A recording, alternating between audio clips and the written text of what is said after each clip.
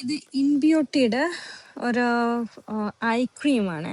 To be honest എനിക്ക് ഇൻബ്യൂട്ടിയുടെ face cream eye cream ഒന്നും ഇഷ്ടപ്പെട്ടില്ല. ഫസ്റ്റ് ആൻഡ് ഫോർമോസ്റ്റ് ഇതിന് ഒരു നമ്മൾ ഗ്ലൈഡ് ചെയ്യുമ്പോൾ നമ്മുടെ സ്കിന്നിൽ നമ്മൾ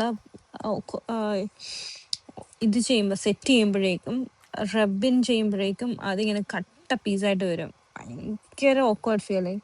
എനിക്കറിയത്തില്ല, നല്ല എക്സ്പെൻസീവായിട്ടുള്ള സാധനമാണ്.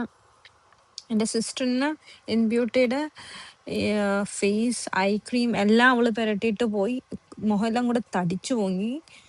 ആം, ആ, എനിക്കറിയത്തില്ല ഇതിങ്ങനെ ട്യൂബായിട്ടാണ് വരുന്നത്. എനിക്കൊന്ന് റീപ്ലേസ്മെൻറ്റ് കിട്ടുമെന്ന്. എനിക്ക് ഒട്ടും ഇഷ്ടമാകാത്തൊരു പ്രൊഡക്റ്റ്. എന്തുകൊണ്ടല്ല, ഇതിനൊരു മണവും ഉണ്ട്. എല്ലാം കൊണ്ടും ഒരു ഓക്കെ പ്രൊഡക്റ്റ് എന്ന് പോലും എനിക്ക് പറയാൻ പറ്റത്തില്ല. നിങ്ങൾക്ക് കാണാം എൻ്റെ സ്കിന്നിൽ എങ്ങനെ അത് ഗ്ലൈഡ് ചെയ്യുന്നെന്ന്.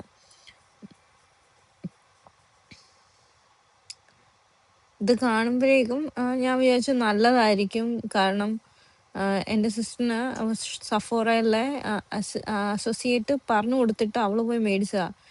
ഞാനിങ്ങനെ സ്കിന്നിലേക്ക് റബ്ബിൻ ചെയ്യുമ്പോഴേക്കും നിങ്ങൾ കണ്ടോ മറ്റേ അത് കാസ്റ്റിംഗ് പോലെ വരുന്നത്.